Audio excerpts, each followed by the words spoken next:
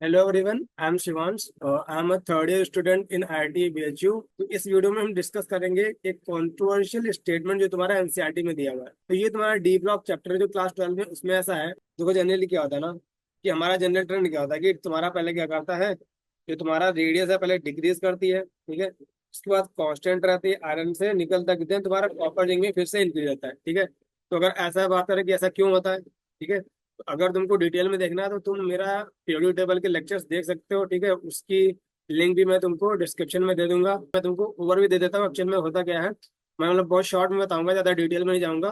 तो तुम्हारा क्या होता है, पहले नंबर ऑफ जो अनपेयर्ड इलेक्ट्रॉन होते हैं ना, नंबर ऑफ अनपेयर्ड इलेक्ट्रॉन होते हैं वो इंक्रीज हो रहे होते हैं। क्या हो रहे होते हैं?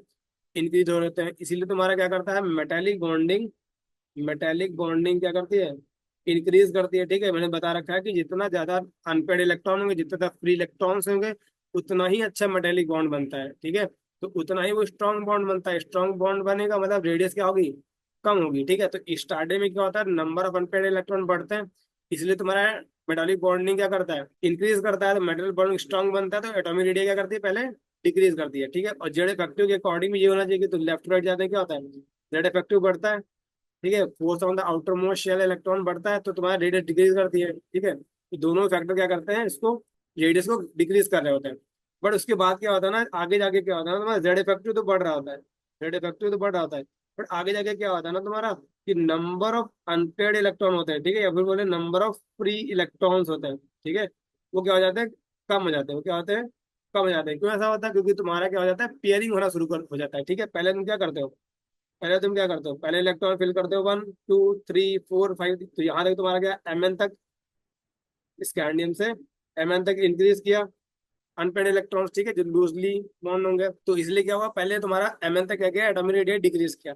उसके बाद तुम्हारा क्या, पेयरिंग करना तुम शुरू करते हो। तो जैसे तुम पेयरिंग करना शुरू करोगे, जो तुम्हारे फ्री इलेक्ट्रॉन्स होंगे उनकी वैल्यू क्या होगी, डिक्रीज होने शुरू हो जाएगी।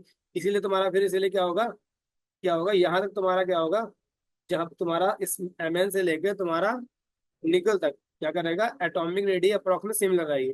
उसके बाद कॉपर और जिंक में फिर से इंक्रीज आता है, क्योंकि कॉपर में क्या होता है तुम्हारा कॉन्फ़िगरेशन 4s1 3d10, ठीक है। और जिंक में क्या होता है 4s2 3d10, ठीक है। तो यहाँ पे D10 क्या होती है, कंप्लीटली फील्ड होती है। और उसमें एस में 1 इलेक्ट्रॉन होता है। तो यहाँ तो देखो तुम्हारा फुलफिल्ड इलेक्ट्रॉनिक कॉन्फ़िगरेशन है, कंप्लीट, ठीक है। तो ये तो होती है मोस्ट स्टेबल। तो मोस्ट स्टेबल मतलब क्या होता है कि वो अपने इलेक्ट्रॉन्स को इतनी जल्दी रिलीज नहीं करेगा। अब इलेक्ट्रॉन को रिलीज नहीं करेगा, इसका मतलब क्या होगा, तुम्हारा मेटेलिक बॉन्ड वीक बनेगा। तो मेटेलिक बॉन्ड वीक बनेगा मतलब बॉन्ड वीक होगा, तो रेडियस क्या होगी, बढ़ जाएगी, ठीक है। तो ये सब चीजें मैंने डिटेल में तुमको पीरियोडिक टेबल में करा रखा है, जो मैंने अपने चैनल पे अपलोड कर रखा है, ठीक है। तुमको देखना हो तो वो देख सकते हो। तो अब देखो बात करें प्रॉब्लम क्या है, ठीक है। तो एनसीईआरटी का जो ग्राफ है वो बोलता है कि तुम्हारा पहले एटॉमिक रेडियस डिक्रीज करती है from scandium to titanium, then vanadium, then chromium, then Mn, ठीक है। उसके बाद तुम्हारा क्या होता है, आयरन, कोबाल्ट और निकल का तुम्हारा सिमिलर रहता है।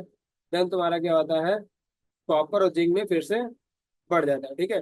बट अगर एनसीईआरटी का डाटा देखें, ठीक है, तो ये टेबल भी जो नीचे तुम्हारी टेबल है, ठीक है, ये टेबल है, ये तुम्हारी टेबल है, ये भी एनसीईआरटी की है। तो अगर इसको तुम ध्यान से देखो, तो पहले तो ये स्कैंडियम से, टाइटेनियम से, वनाडियम से क्रोमियम डिक्रीज किया, यहाँ से यहाँ तक डिक्रीज किया। बट यहाँ पे देखो एमएन का एक्सेप्शनली हाई है। यहाँ पे एमएन का क्या है, एक्सेप्शनली हाई है। तो बात करें आखिर फिर सही कौन है।